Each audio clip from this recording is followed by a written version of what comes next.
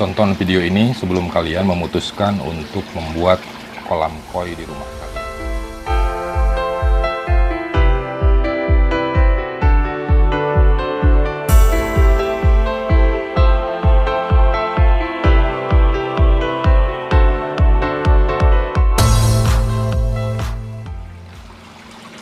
Halo guys, assalamualaikum warahmatullahi wabarakatuh. Semoga kalian selalu dalam keadaan sehat. Video kali ini gue mau share ke kalian pengalaman gue membuat kolam ikan koi di rumah kalian. Ini berdasarkan pengalaman dan bukan keahlian ya guys, karena gue pemula. Gue ingin share ke kalian bagaimana pengalaman gue memelihara dari awal, dari pembuatan kolam sampai hari ini kolam itu sudah running. Jadi kalau boleh gua bikin tahapan atau fase pembuatan kolam dari awal, tahapan pertama adalah persiapan kalian untuk membuat kolam koi, dan kedua pada saat pengisian dari kolam itu sendiri, dan yang ketiga fase dimana kalian harus memelihara kolam itu biar ikan tidak sakit atau mati. Ini semua hanya berdasarkan pengalaman, sekali lagi ya guys, bukan karena gua ahli, tapi hanya pengalaman saja bagaimana kita memelihara ikan koi. Pada tahap pertama, kalian harus menentukan letak atau posisi kolam kalian akan dibangun di mana di bagian rumah kalian. Kalau lahan kalian luas, itu akan dengan mudah menentukan titik lokasinya ya. Tapi kalau terbatas, kalian harus pinter-pinter untuk menentukan lokasi pembangunan kolam koi kalian. Saran gua pertama, kolam itu harus sering dilalui oleh penghuni rumah, ya kan? Sehingga ikan koi nanti akan aktif berinteraksi dengan penghuni rumah. Yang kedua, menentukan material untuk pembuatan kolam koi kalian. Kalian bisa ikut grup pencinta koi. Mereka sering sharing pengalaman bagaimana material yang baik dan pembangunan yang baik untuk kolam koi kalian. Karena katanya ketika kalian memutuskan memakai tukang biasa, artinya tukang yang suka membuat rumah, terkadang banyak miss pada saat pembangunannya gitu ya, karena ada teknik-teknik tertentu yang harus diperhatikan pada saat pembangunan kolam.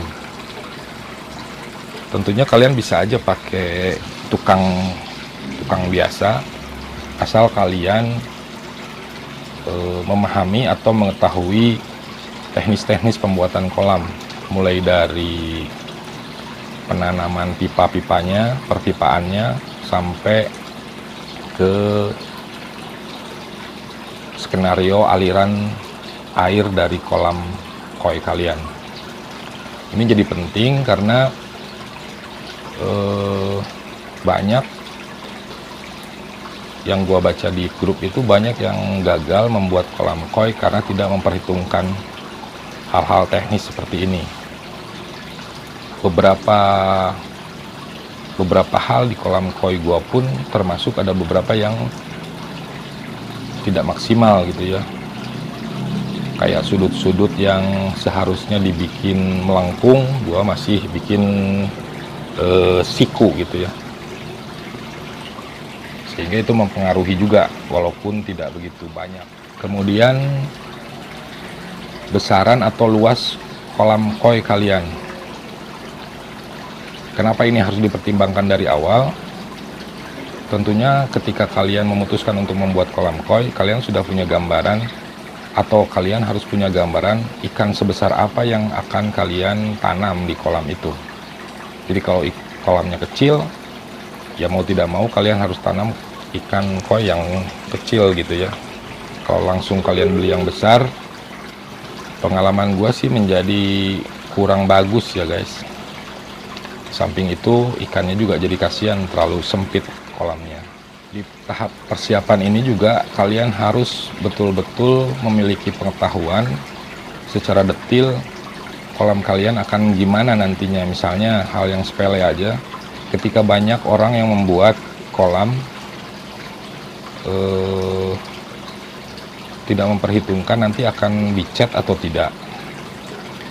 Pengalaman gue sendiri, karena kolam koi gua di lantai 2, waktu itu gua tidak punya pengetahuan yang cukup ketika terjadi kebocoran atau rembes di kolam itu. Jadi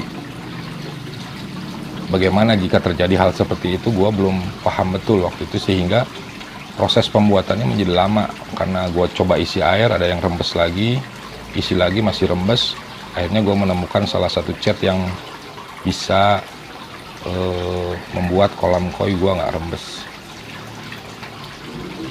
Ya, jadi dari mulai persiapan pengetahuan itu, di samping itu juga materialnya, ukuran pipa harus berapa idealnya, itu semua ada di grup pencinta koi. Kalian bisa baca di sana sehingga kalian bisa memutuskan secara teknis dengan tepat ukuran-ukuran pipa dan pola-pola perpipaan di kolam koi kalian. Nah, setelah selesai persiapan, intinya adalah pengetahuan yang cukup mengenai pembuatan kolam koi. Walaupun kalian bukan tukang, tapi ketika bicara teorinya kan, ketika ada tukang yang bekerja, kalian bisa supervisi mereka gitu ya. Ke tahap kedua, yaitu pengisian kolam.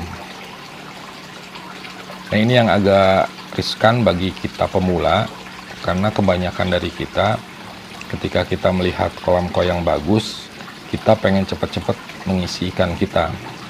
Padahal ada beberapa tahapan yang harus kita lalui sebelum kita memutuskan mengisi kolam ikan kita gitu ya. Di antaranya misalnya menunggu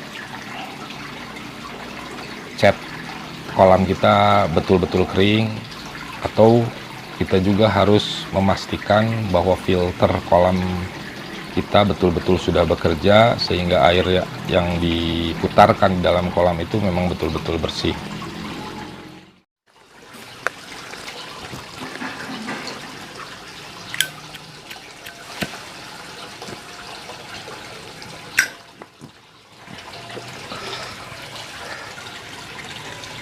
Guys, biar asik dan kalian nggak jenuh juga karena durasi terlalu panjang, gua akan lanjutkan ini di part 2 ya guys.